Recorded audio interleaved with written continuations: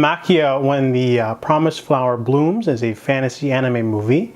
It is directed and written by Mari Okada. It is her film debut. However, she's written a lot of shows and movies before this.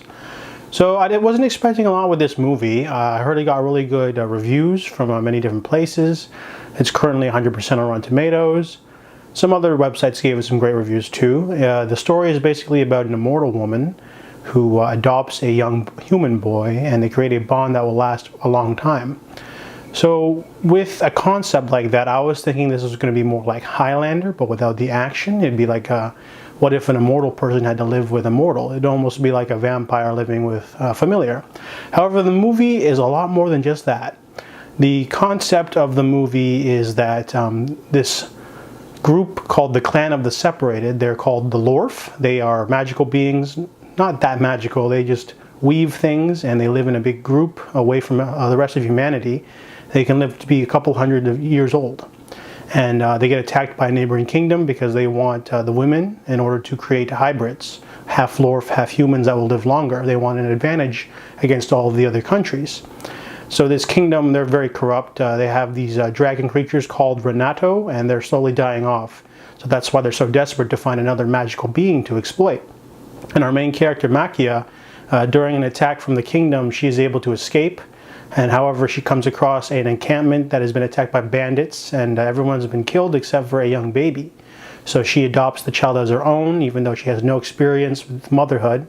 And that's where the purity of the film really shines. The movie is mostly about a mother's devotion to her child, even if the child is adopted.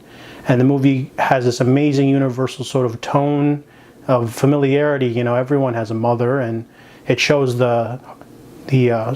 showcases all of the hardship she has raising a child alone without anyone else to help, as well as the child going through puberty and the sort of toiling political climate that's happening in the background as the kingdom looks for more Lorf in order to create more hybrids.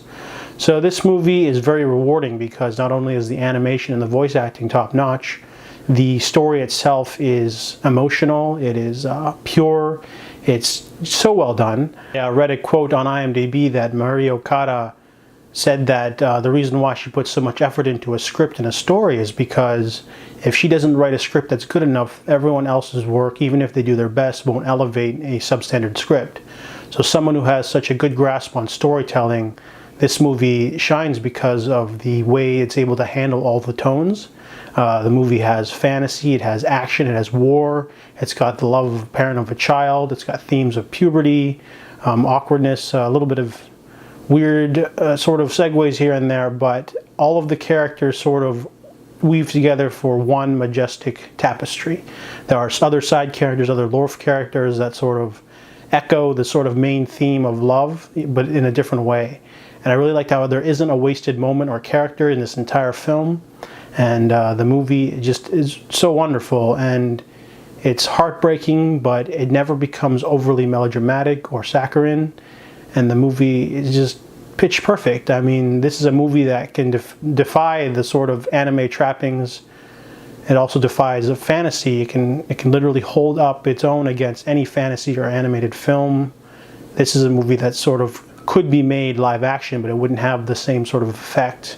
And I really like that this movie is going to set the bar for the next animation movie. This can literally go toe-to-toe with any Studio Ghibli film. So I'm really glad this movie exists. I really enjoyed it a lot. It blew me away emotionally. The story, the characters, just everything just perfectly harmonized well. So I give Maquia, When the Promised Flower Blooms a perfect 10.